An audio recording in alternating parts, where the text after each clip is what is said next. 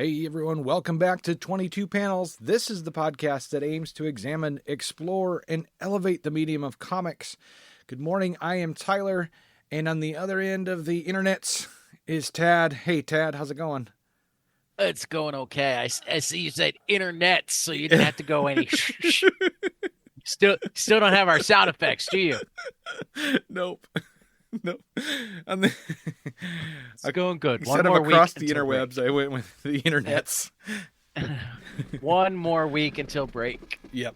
I'm very ready. We're almost there. Are you done on Thursday or do you got class Thursday? Done on Thursday. Or Thursday will be my last day. Okay. When do you go back? The second? Or when do you? I think the 8th is an You got it. Day. Okay. I go back on the second. But So, yeah. Anywho, what's going on in the world this week? Well, I mean, in the it couldn't have happened to a better guy category. Disgraced former New York Mayor Rudy Giuliani owes election workers Ruby Freeman and Shay Moss $148 million. Oh man. I'm curious, seeing as he was working as the lawyer for Donald Trump at the time, whether he's going to try to bill his client. That would be interesting. Man, has anyone ever was he a decent mayor of New York? I mean, that was during 9/11. Depends on who you talk to. That was Depends on who you talk to. That was 9/11, right? When he was mayor? He was mayor during 9/11, yeah. Okay. The nation looked at him as this great mayor. Okay. It's harder to find New Yorkers that agree. Okay. It's particularly hard to find New Yorkers of color who agree. Right. Yeah, man, ever since his affiliation with Donald Trump has become He's gone downhill. And it's come out that he's a raging alcoholic, and that probably contributes. Yeah. Couldn't have happened to a better guy. Nice, but in okay. comic news, and I just noticed that these two books have something in common, and I both love that there are more comics like this, and like if you told like 17-year-old me that some of my favorite comics would be comics like these, he would probably think you were nuts. Because both of the comics I'm about to talk about involve animals as their characters. Right. Right. The creators of Stray Dogs, Tony Fleeks and Trish Forster, have announced a new series called Feral about three house cats that get lost and have to figure out how to handle themselves in the wild. That's awesome. Not become feral. I'm excited to read it. Really, really excited because Pornsack Picheshote is one of my favorite writers, the Good Asian. The Dead Boy Detectives arc he did recently was really great. He's just a really nice guy, as is Jesse Lonergan, who is absolutely one of my favorite artists, are teaming up for a book called Man's Best. And let me share my screen with you, Tyler, because you do way better talking about art than I do. So Man's Best is being described as homeward bound on an alien world, following 3 emotional support pets living on the Starship Horizon, a spacecraft searching for a new home to house a humanity compromised by bad decisions and corporate greed. But after the ship crashes and the crew is captured, these loyal pets are their owner's only hope. Outfitted in outrageous tech, these 3 best friends must traverse a hostile world to rescue their owners, leaving them the only hope for a humanity that might not be worth saving. In a harrowing adventure, the pets are faced with challenges that threaten to destroy their most valuable treasure, their friendship. I love the colors. They're so bright and vibrant. The purples really pop through. I love Lonergan. This is the Lonergan cover. Yep. The one on the left. But yeah, you got a Trish Forster, of course, because Yep. I just love. It's got kind of, remember Don Bluth animated movies. Yep. Right? Don Bluth is the king. Yep. And it's got that vibe to it, like an All Dogs Go to Heaven kind of feel to it. Right. Anyway, I loved Don Bluth cartoons growing up, and so the Lonergan cover doesn't really look like that, but it still it gives me that nostalgia feel for those movies. You know what I mean? Yeah. Well, the Lonergan cover is going to be the one that's most like the art in the story. That's Yep. why I was Yep. drawing your attention to it. Who's the middle one? That's the one I'm most drawn That's to. Trish Forshner. That's Trish. Okay. She's the one that does Stray Dogs and Yep. Feral. Yep. So, Yep. So it's right up her alley doing that cover. Right. Cool. There's another lot. Yeah, here's some Interior art. I like it. interior art. It's really cool. Well, Lonergan does such cool things with panels. Mm-hmm. Yeah. It's hard to explain over a podcast, but the panels are a really interesting way of laying them out. And the gutters between the panels themselves Tend to be thin. Some are thin, but look at around the edge, right? This page you're right on. Yeah, no, he doesn't wide. always do. Yeah, he doesn't always fill all of his space going. No, that's really interesting. To it just the gives edges. this asymmetrical feel to it. We don't see it on any of the interior art here, but one of my favorite. Well, yeah, one of my favorite things that he does is, and I still can't quite put my finger on why I love it, but where he does the panels, even though it's one picture. Mm-hmm. That's a pretty cool effect. I don't know. I think it just adds weight. Mm-hmm. It's more. It's an artistic choice. He does that in a lot of his work now. It's something that he's played with. I can't wait until his book Drome is released. It's all available on his Patreon. Join his Patreon and you can read Drome, which is amazing. I guess you can even read the full unedited Drome because he let himself just tell the whole story, but he wants it to be a certain number of pages in the end, and that means trimming some stuff and condensing some stuff. So he's redrawing some pages now. He did the art on Arca with Van Jensen. He did Miss Truesdale, the Hellboy story recently, which was great. We talked of him, Miss Truesdale, in the fall of Hyperborea. Yep. We talked to him when he did the Ghosts of Science Past with Joe Siraki. He's just got so much versatility, but he's also so uniquely himself and just has a really fascinating storytelling. Mm-hmm. Yeah, I can't wait for can't wait for Man's Best. Man's Best. New to Due out in order. March. Yeah, new to order for 12/18. New series coming out. Barbaric Born in Blood #1. We've gone through these before, so we're going to go kind of fast. Barbaric Born in Blood #1. The Cabinet. Gotta love drunk talking axes. I know, exactly. The Cabinet #1. This one looks really interesting. Yeah. Cemetery Kids Don't Die. Displaced. We talked about that one. Displaced #1. Ghostbusters Back in Town #1. Infernals #1. The One Hand. This one I'm really excited about. Both of these. The One Hand #1. I'm going to say it's by Ram V and Lawrence Campbell. It's a companion to The Six Fingers #1 by Dan Waters and Sumit Kumar. I'm really excited for both of these books. We kind of talked about how they were from different points of view, right? Each of them from same story, just different points of view. And then we've got Spider-Punk #1 from Cody Ziegler.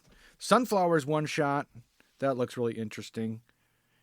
And yeah, those were our comics new to order. Tad, did you have a couple you wanted to touch on? Yeah, we're gonna highlight. We've saved one of the ones we're most excited for last. Yeah. Eisner winning creative team of Supergirl Woman of Tomorrow are reteaming Tom King, Vilquis Evely with Matthias Lopez and Clayton Cole. So it's the entire team. For what they're calling it is gothic sword and sorcery epic that's Conan the Barbarian meets Wizard of Oz.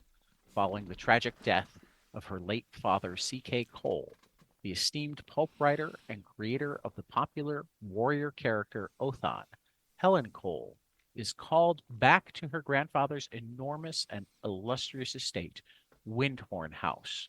Scarred by Cole's untimely passing and lost in a new strange world, Helen wreaks drunken havoc upon her arrival. However, her chaotic ways begin to soften as she discovers a lifetime of secrets hiding within the myriad rooms and hallways of the expansive banner. For outside its walls, within the woods, dwell the legendary adventures that once were locked away within her father's stories. That sounds awesome. It really does. Helen of Windhorn. I'm very, very psyched for this book. How do you pronounce it? I don't know. I asked this already. Is the artist's first name? Bilquist. Bilquist. Okay. Bilquist. I think Bilquist. All right. So yeah, very excited for that. The next book. Have you been reading the like Resistance universe? Mm-mm. AWA. J. Michael Straczynski's had The Madness. Like, I read. I forget if that's part of. Is that superhero type stuff? Or is no, that? No, it's more horror, but it's okay. It's AWA. I wasn't sure if that was part of that world, but I did read. Yeah, I don't remember if it's part of the world or not. But there was the Resistance. There was, I know Erratic is set in the universe. I'll look real quick. Moths. Couple others. Mm-hmm. But so the next chapter in the Saga of the Resistance universe focuses on an unlikely story. The mysterious Yu has no memory of his past before awakening with powers after the Great Death that took many lives and created the superpowered Reborns. His vision of the world is one that is more searching for purpose, or more beautiful and full of hope than the rest of us can see. And searching for a purpose, a reason to live, he discovers Isabel, whose father died in the plague, and who has recently been thrown out to live in the streets by her uncle. When the two meet, a spark is lit between them. But another spark is lit, one that's sure to lead to explosive consequences when you runs afoul of a crime syndicate that will stop at nothing to get revenge. So, Great. It's a love story in the in the Resistance universe. It just looks cool. Yeah. It looks very cool. I've liked this superhero universe. I like Straczynski. Mm-hmm.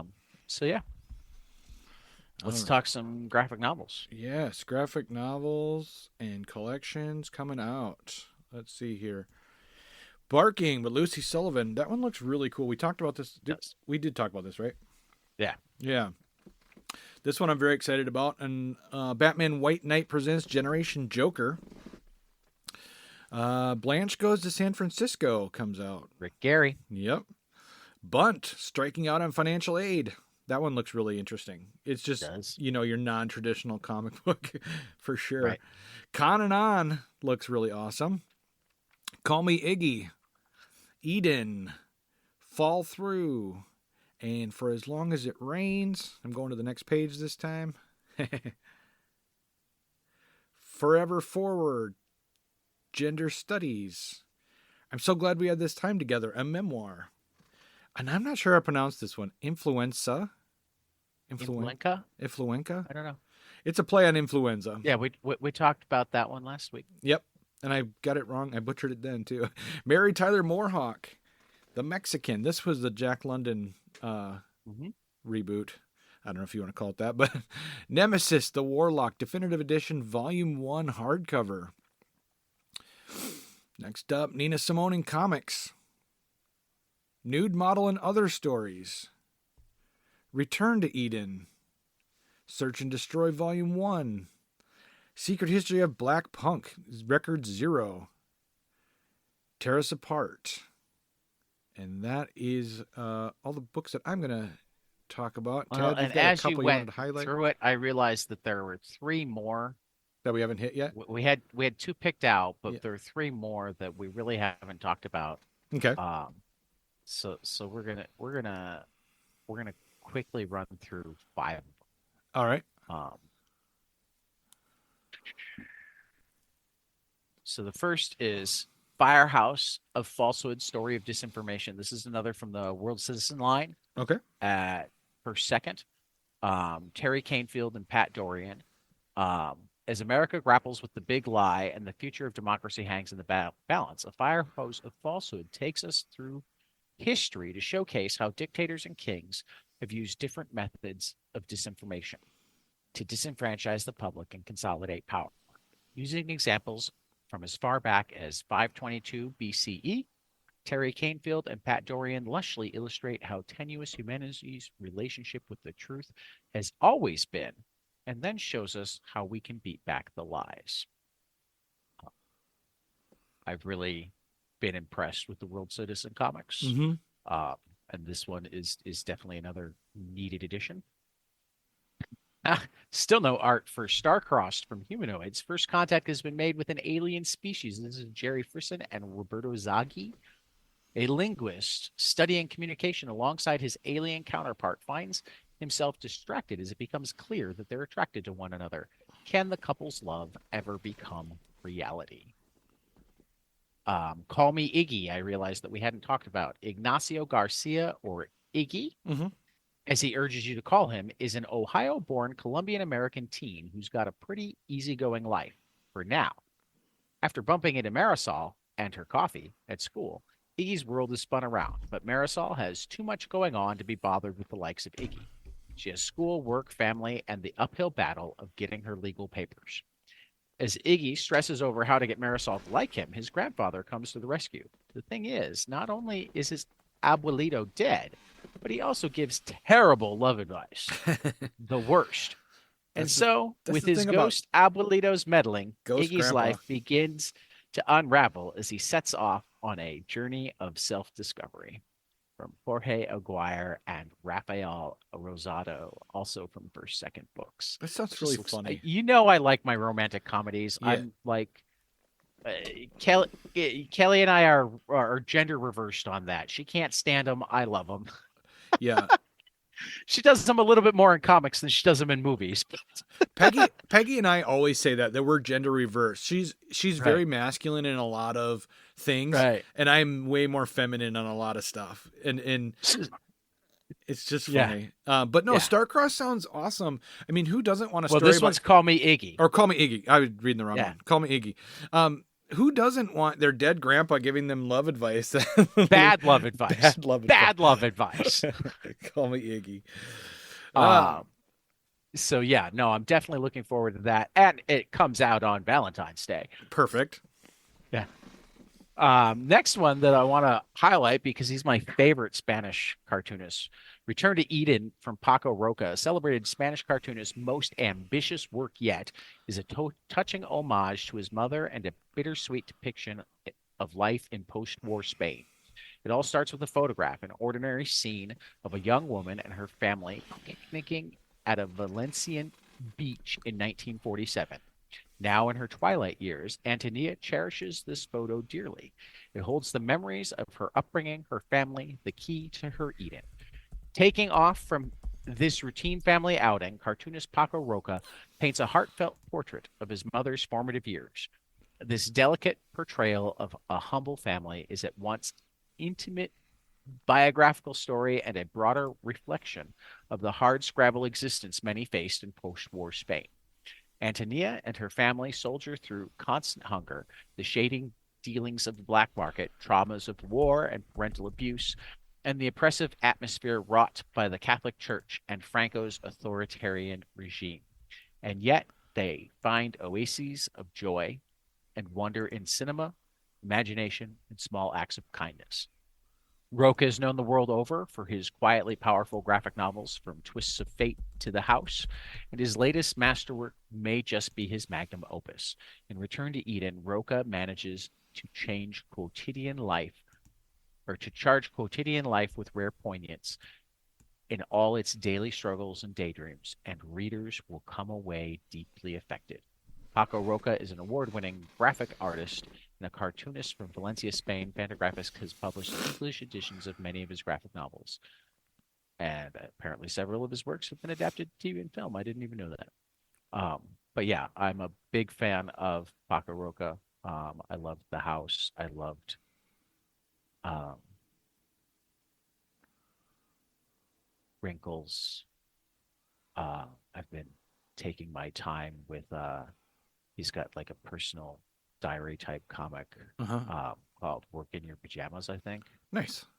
where it's like each page is just a short story, and they're taking it in chunks. That sounds awesome. But yeah, no, Pakaroka, he's got such a.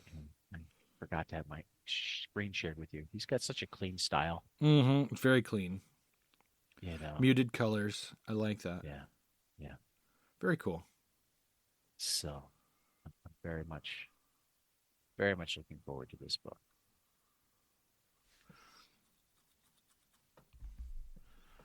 Awesome. And then the last one I wanted to talk about is Search and Destroy, which we've brought up a few times but not actually gotten into.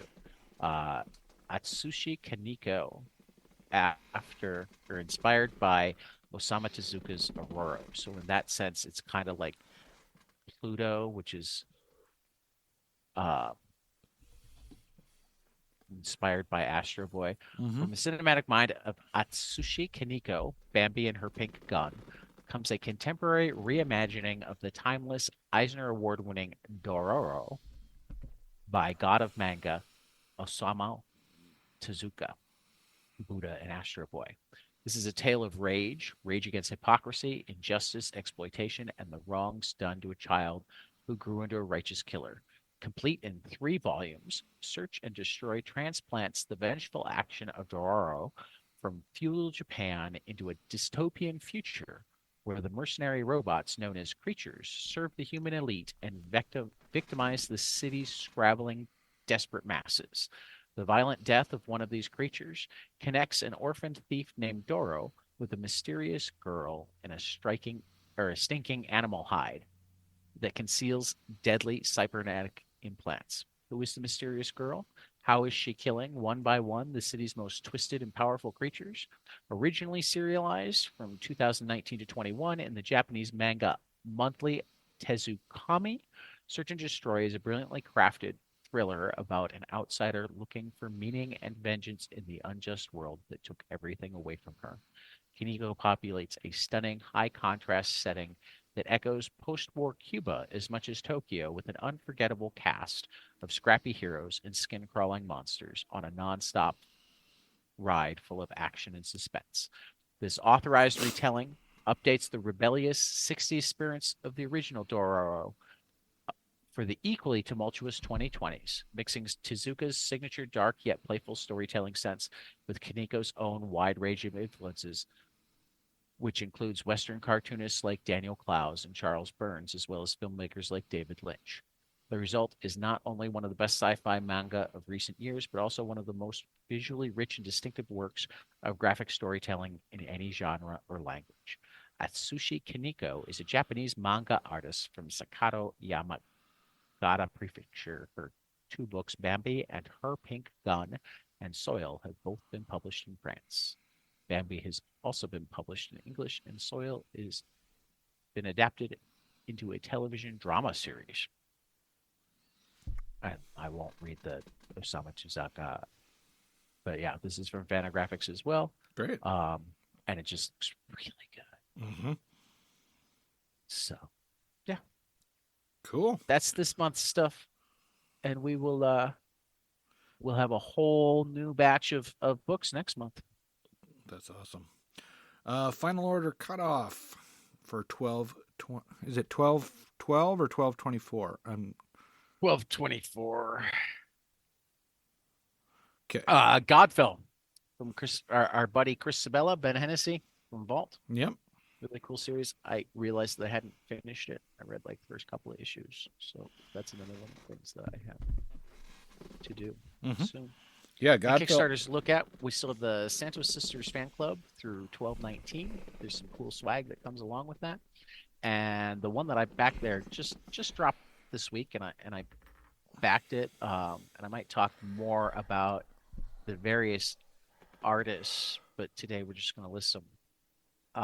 ODB, Odysseys, Discord, and B-Sides, Lyrical Ruckus in the City, which is stories of the Old Dirty Bastard, um, with art from Jeffrey Allen, Paris Allain, David Brame, Dojo Gubzer, Jay Hero, Mon House, Mike Del Mondo, Jason Pierre, Ike Reed, and David Gordon, Chris Robinson, Regine Sawyer, Damian Scott, Felipe Sobrero, Ronald Wimberly, Jackson Beckett Williams.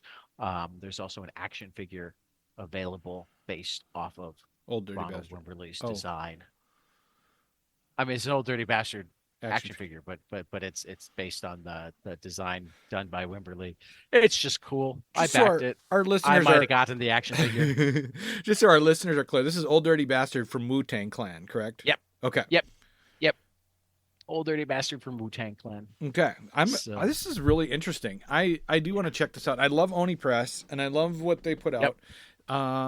Can I ask how much the action figure one was to back that? Was it 30? I want to say it was 50. 50? Okay. Yeah. I don't remember. Oh, we'll pull it up next time. We got time. That goes through the 11th of January. Yep. So there's time. Okay. We'll talk more about it later. Perfect. But we got to move on because I have a lot of books. I did notice I went that. 4 different categories of 3. I did notice that. I was like, oh boy. Oh boy.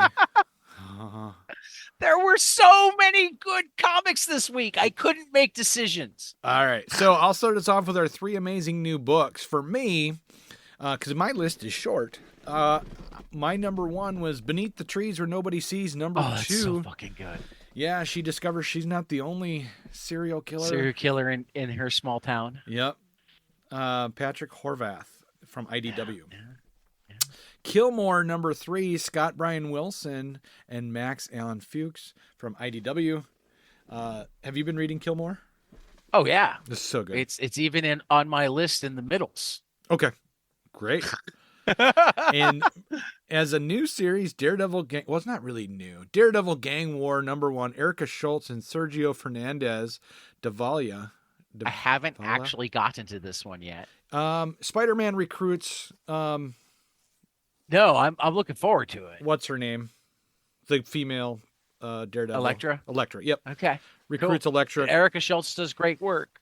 I'm very much looking forward to this. I have it on my stack, but like I said, so many good books this week. I know. Well, the Gang War is running through the Spider-Man title. Right, Amazing and Spider-Man I'm not getting like all of them, so I don't know how I'm gonna. Me either. Read it. I'll figure it out. I've just been reading the Spider-Man because I decided the only ones I'm gonna read are the titles that I read monthly. So I'm not gonna go out of my way to find all the Gang War stuff. Right. I mean, I read Spider-Man, Amazing Spider-Man, so I'm gonna grab. I mean, it's a small enough one that I thought about it, but then I decided no. Very rarely will I do that. All right, Ted, let's get started on your list. Well, my list comes in 4 different categories. Uh-huh.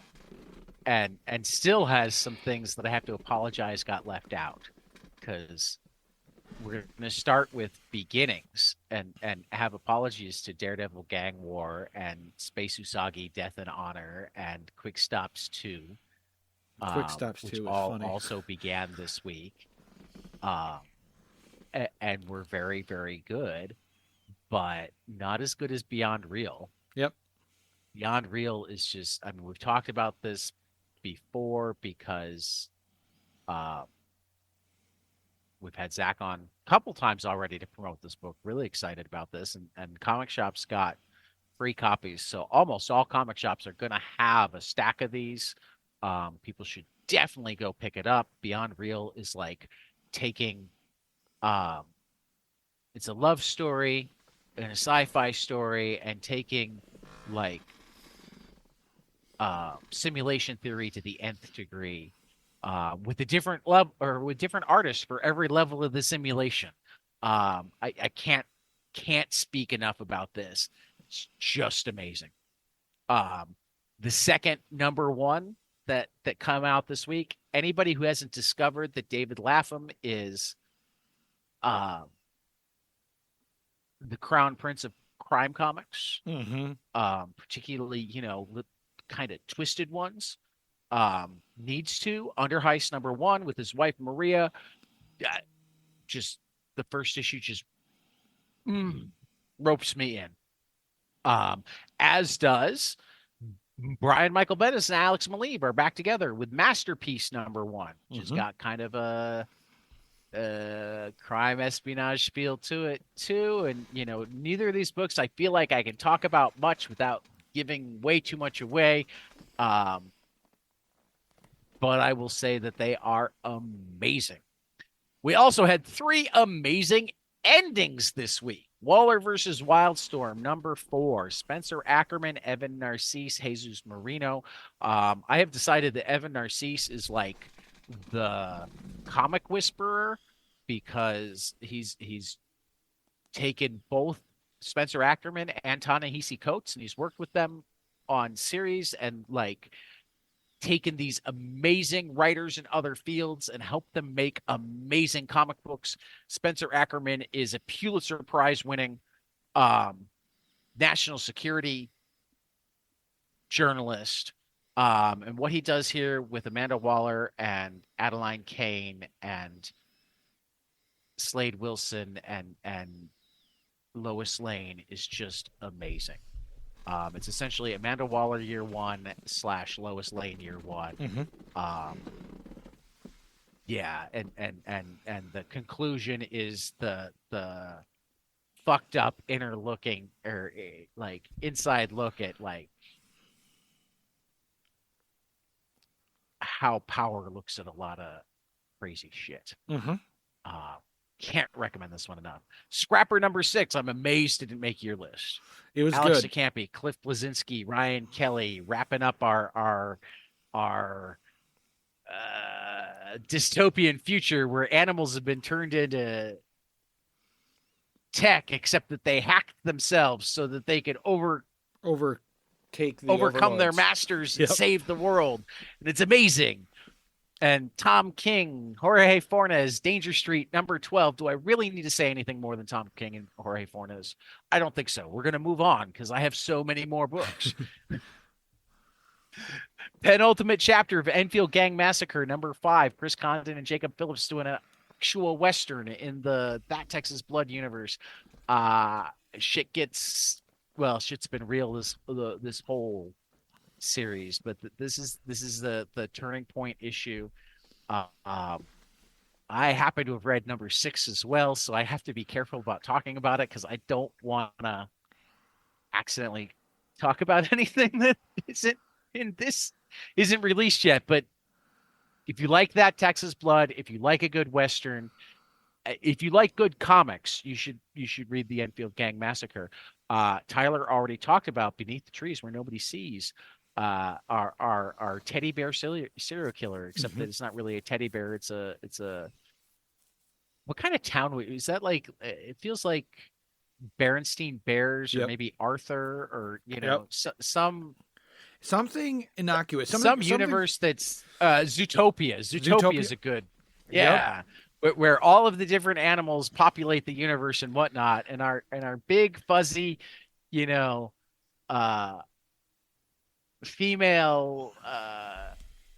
bakes cookies bear is also a serial killer.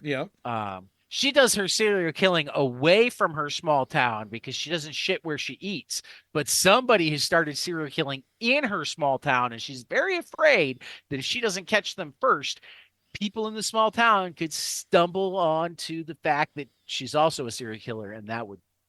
And speaking of serial killers, Killmore, #3, Scott Bryan Wilson, Max Allan Fuchs. I know you love this one too. It was, what happens when you've got all serial killers and no police in your city? Exactly. And then there were also 3 amazing graphic novels this week. Though I will be honest and say I'm only 2/3 of the way through Macbeth. Voyage des Gourmets, we've talked about this for a while. Paul Tobin and John Milton from Maverick Mad Cave is a young adult, maybe even middle grade book, but essentially you've got two 16-year-old chefs and like influencers. They've got like YouTube cooking channels, and they were best friends until one of them did something really mean, except that he thought he was just elevating their web presence and didn't realize, oh, I'm elevating our web presence in a way that really upsets my friend. But then they get paired together on like this cooking adventure show where they have to not only cook but like cook with while accomplishing challenges. Like one of them is like one of them has to cook at a fancy restaurant while the other is doing the shopping for what they need to cook on the spot. I forget all those challenges because mostly it's about friendship and overcoming mistakes and forgiveness, and it's just a really cool story. Yeah, I enjoyed it quite a bit, and we always like Paul Tobin. I know. I got to check it out. It sounds, really interesting. He's a calculated man. But I mean, you can tell how great I thought it was because it beat out Ed Brubaker, Sean and Jacob Phillips, Where the Body Was, which was not only amazing, it might be, I'm not quite ready to call it this, but a lot of people have, the best work Brubaker and Phillips have ever done. It's got it all. It's like got the mystery, it's got the crime, it's got human stories, it's got It's perfect. It's perfect. Right. And then the one that I haven't quite finished, and I don't think I put down the right authors on this either. I think that's a different Macbeth. So Macbeth, A Tale of Horror came out this week from Stefano Ascari and Simone Darmini. And Dark Horse Comics. Oh, not by Titan. Okay. Yeah, no, I put down a whole wrong set of info. Well, there have been a few Macbeths, so I don't know if that's a different Macbeth or whether I accidentally typed the info for a different book entirely. But whatever. It's a really cool retelling of Macbeth. It's kind of modernized. But it's also kind of fantasized. You know, like partially feels almost like World War One, World War Two, but it also feels, I mean, it should feel like a fantasy world because you've got your witches. Sure. And they've mostly updated the language, but it still has that poetic feel. Yeah, I can't even wrap my head around everything. It's beautiful. Beautiful book.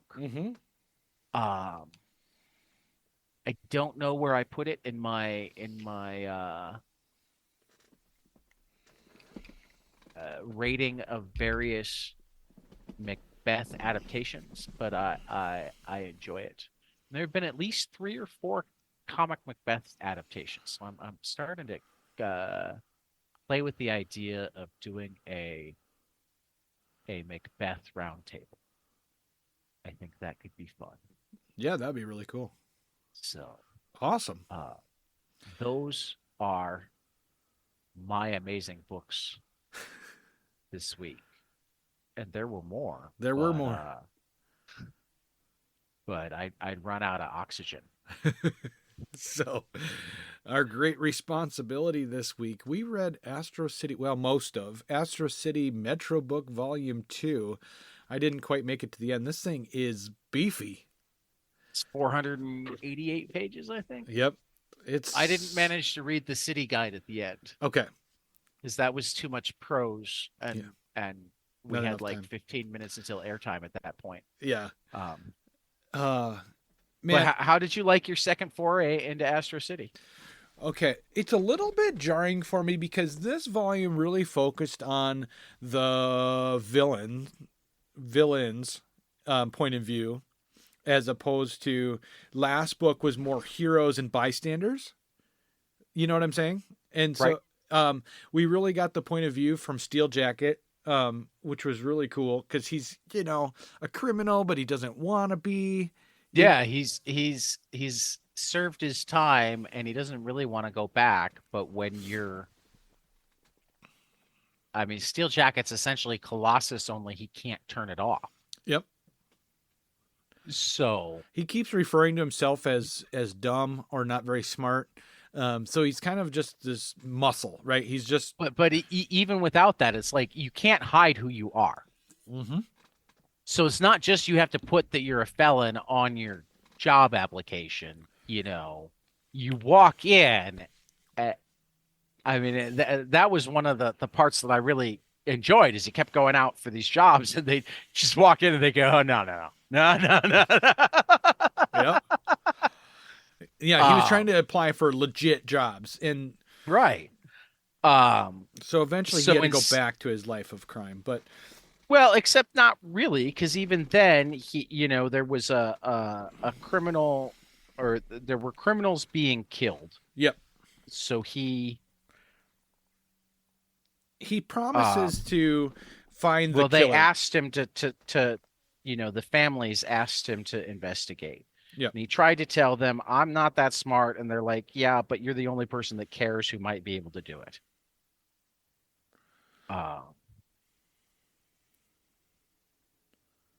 He does a good job. Yeah. And I think he does a good. We also get. I was just saying, he's way too hard on himself, because when things start to go wrong and these people these black masks, these criminals are still being killed, he puts it all on himself, that it was his fault for not taking care of it. Like, for example, Mock Turtle was a villain that we got an issue of, right? Get to see his whole backstory. I mean, since we had a whole issue of getting to know Mock Turtle, all by, you know what I mean? It was like a turtle-centric issue. And then, spoiler, and poor guy. The next issue, he gets killed. Yeah. Yeah, poor guy is right. I mean, he designed this suit.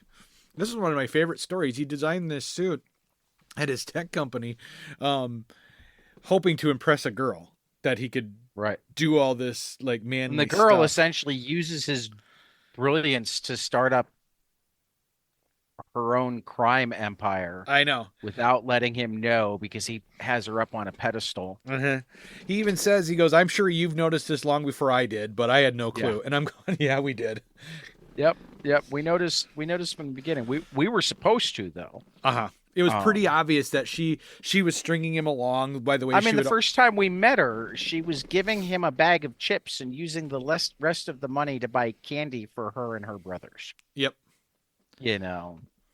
I also really liked two things. First, the whole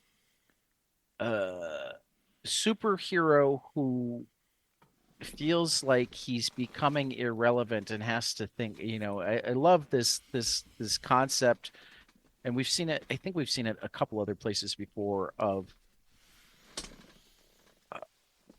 I'm a superhero, but I'm not getting my due, so I'm going to create a situation to save. Yep.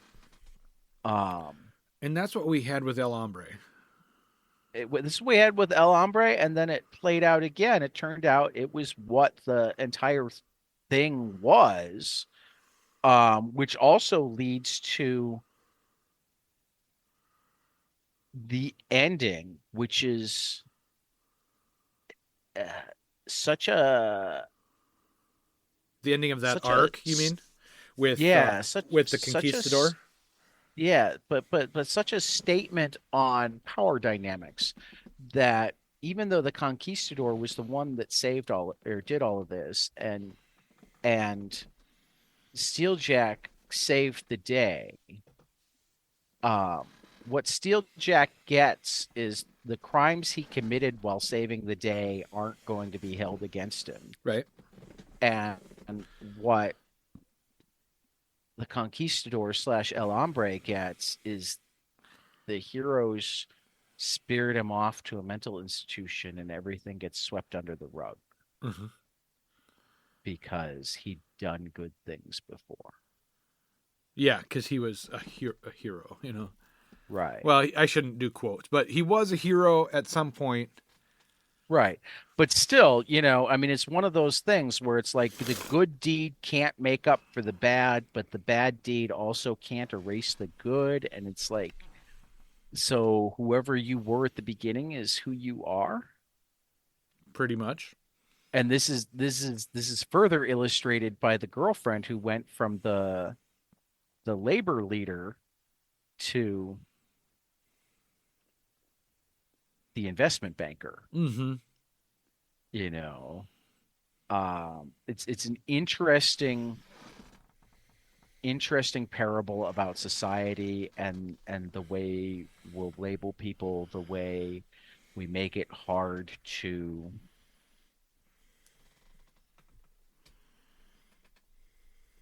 throw those labels. Mm-hmm.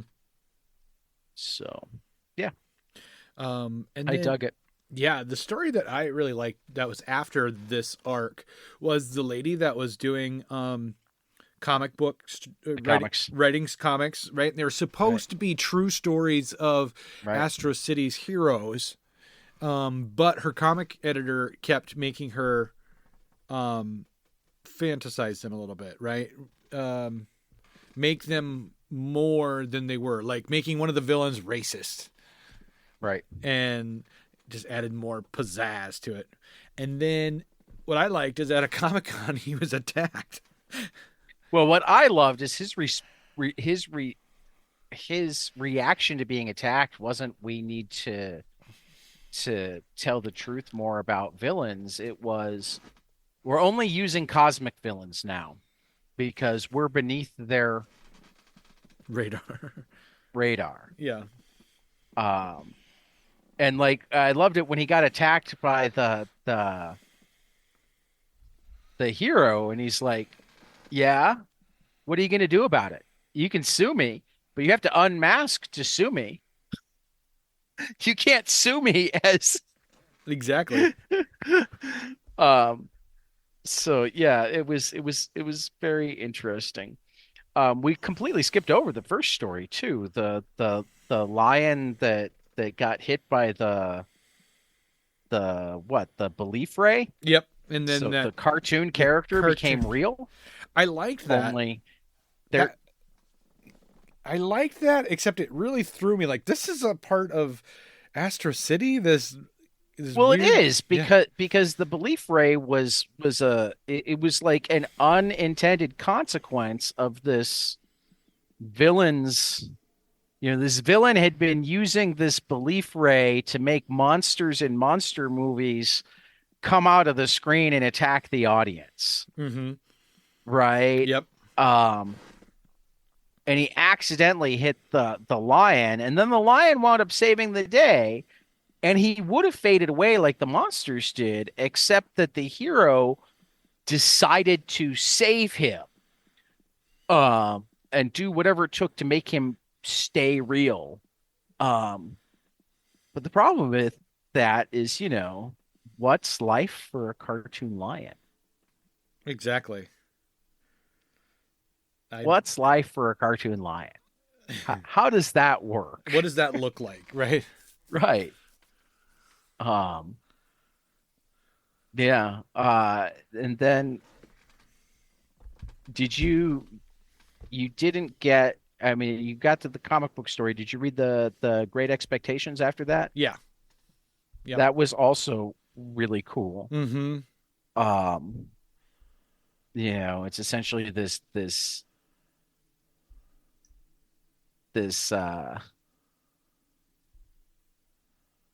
He looks like mom Daredevil. is The character. Yeah. right. Oh no, that's right. Great Expectations is our Crimson our Cougar. yeah, it's our soap opera star superhero, because of course if you got superheroes in real life, they're going to show up in fiction as well. Um who, breaks up a robbery and is suddenly famous for a little while until he discovers that, this type of fame is not actually good. No, no. I don't want real badasses wanting to start fights with me. Um, and then our hotel Mm-hmm.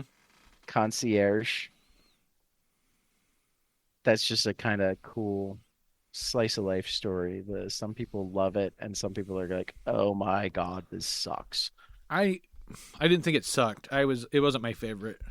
No, no, no, no. I was talking about the characters. Oh, the characters. I was like, I was okay. talking about the I characters. was Some like, I don't people think it love sucked. Astro City. Yeah. Some people love Astro City, and some people are like, "Get me back to the airport." You're talking about the newcomer story, right? Right, Okay. right. Yeah. Yeah. I dig it. Yeah. I mean, it's a good one shot. Um, as is the Shining Armor. Um, where, and it's so funny because like mom is telling this story essentially trying to convince her lesbian daughter that she clearly hasn't fully accepted the whole lesbian thing, and at the time that was more Taboo. acceptable than today. Today the idea that she was like treating her daughter's girlfriend like a phase, and you don't want to have regrets like me, you should find that man that you love, Yeah. and tells the stories of this hero, etc. um and then it turns out that her daughter is a hero. Mm-hmm. um so her daughter really really has taken all of the teachings, but mom's still clueless, and I kind of like that. um did you get to pastoral? What issue is that? I got to issue 13. 13 is the pastoral. It's the Then yes. one. Yep. Okay. The small town superhero Yep. that gets protected by the community, and it's kind of a nice. I mean, it's definitely a idealistic version of rural life. Uh-huh. You and I have both been around rural life enough to know that this isn't necessarily how rural life Really is, but it's is. certainly how rural people want to think rural life is. Exactly. As somebody who lives in a rural community, in a farming community, um, that's exactly what people like to idealize it like. But it's I'm certain that there are rural areas that are like that, but uh-huh. it takes more work than most people think that it Yeah. does. It takes the same amount of work it takes to make communities good in cities or urban areas, whatnot. Mm-hmm. And it also takes acceptance. You can't have that type of community and decide that people who are different are bad. Doesn't work. No. Doesn't work. You know? Exactly. Um, but it was still a cool little story. Um, having the girls see that, oh, there is something about um small town life that's maybe more interesting than I gave it credit for. Mm-hmm. Um, Yeah. I'm not going to talk about that last story arc because what's left We'll is really all one story arc. Yeah. And it also, I think, plays really well into the next volume. So So should we talk about the remaining story arc next time? that's what I was going to say. Yeah. Is let's put this last story arc on hold and wrap it into our discussion of Metrobook Volume 3, Okay. which won't be next week. Next week is going to be, I think actually the better way to do it is not even to go to Black Hammer Library Edition. Is it Black Hammer Library? Should we do let me go look at what is in the World of Black Hammer second library edition.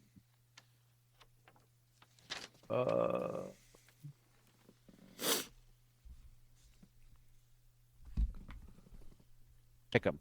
Do you want to do the next World of Black Hammer is like a World War II era story and a future type story.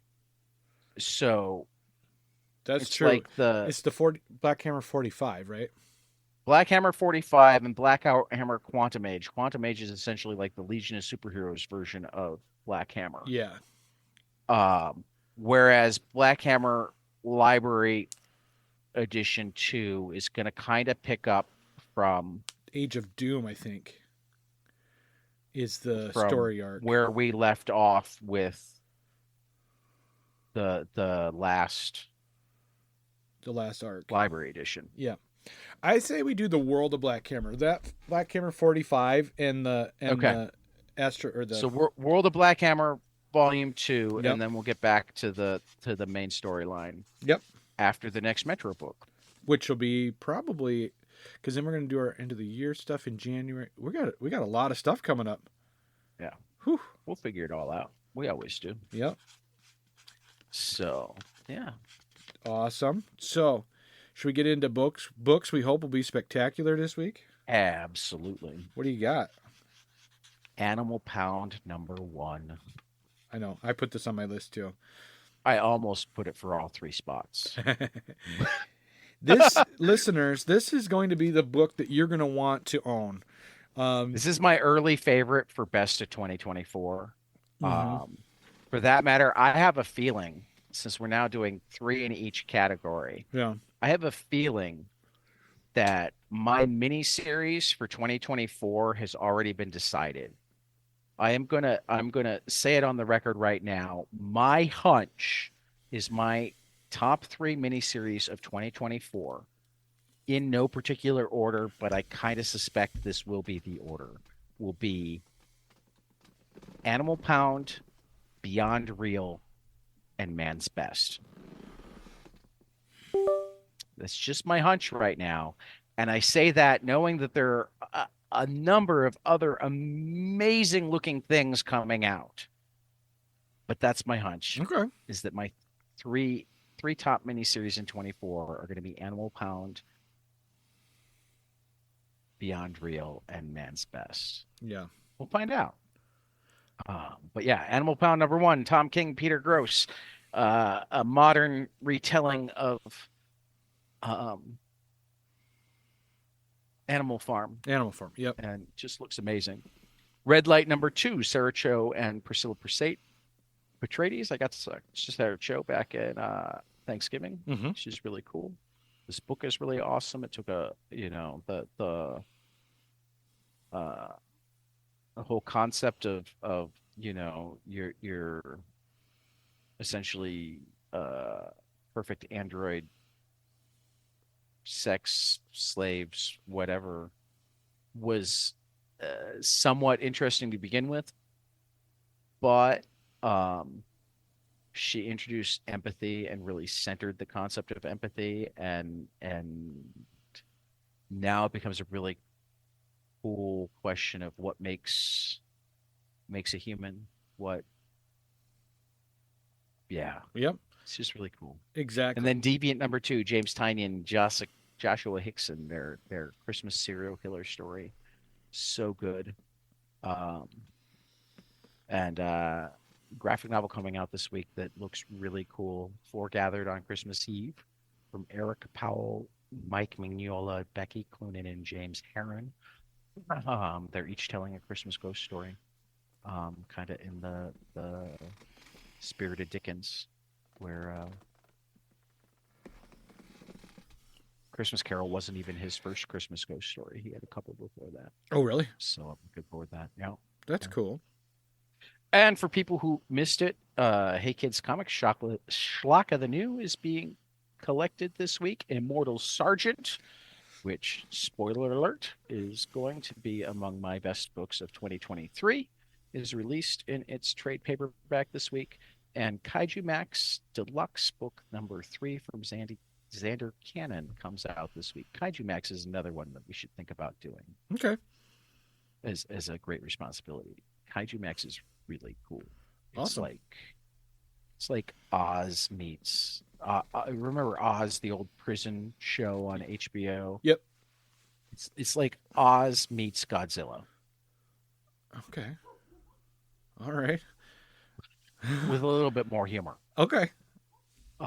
So yeah. Kaiju Max. Okay. Other good books next week. You've got Canary #2, Philadelphia 32, Kill Your Darlings #4, Newburn 13, The Fourth Project Cryptid, The Sixth, Harley Quinn, Black, White, and Redder, Rare Flavors #3, Rumpus Room #4, Star Trek 15, and Star Trek Defiant #10. And you know how much I'm excited about Animal Pound, Red Light, and Deviant, that neither of those made it into my top 3. And also Wonder Woman #4, Tom Kingsman, killing it on that as well. Awesome. So what are you looking forward to, Tyler? There's a new Star Wars book coming out, Star Wars Revelations, from Alyssa This Wong. one looks cool. And Kevin Scott, Charles Sewell, Ethan Like Sachs, 5 short stories. Greg Pak, Mark Guggenheim. I didn't list any of the artists because I listed so many of the writers. No, I get it.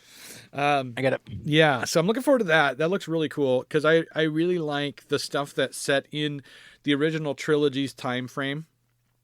And that's kind of my favorite. Well, this one goes all over the place. Does it? I thought it's got a lot in the original trilogy time frame, but it's got a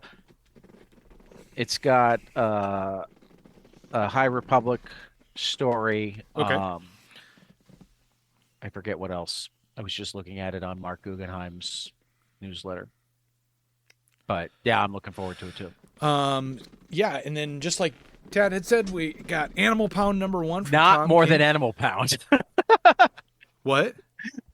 I said I'm not looking forward to it more than Animal Pound. No, I didn't really think about the order when I put these on here. I'm just like, oh, that's fair. I was like, That's fair. Tom King and Peter Gross from Boom. Right. And then I finally caught up on Red Light. I finally read the first issue, so I am on board with Red Light #2 from Sarah Cho and Priscilla. The first Petrades. one's so good. Yeah, so good. Yep. So Awesome. all right. We made it. I think we actually wrapped it up in about an hour too. Yes, we're at 1 hour and 2 minutes. Hey. Even with my ridiculously long list of amazing books. Yeah, we made it. We made it. So I am yeah. All right. This is 110 episodes, Tyler. I know. This is 110, everybody. Whew. 110. All right. So, Well, all righty. Take us out. All right. We'll catch everybody after the next page. Later. Hey guys, this is Tyler from 22 Panels. I'm here to tell you all about our Patreon. If you enjoy this show, please consider donating to our Patreon to keep this show going. We have many different tiers, all different levels to help you decide what's right for you. Okay, so get on out there to patreon.com/22 Panels Podcast.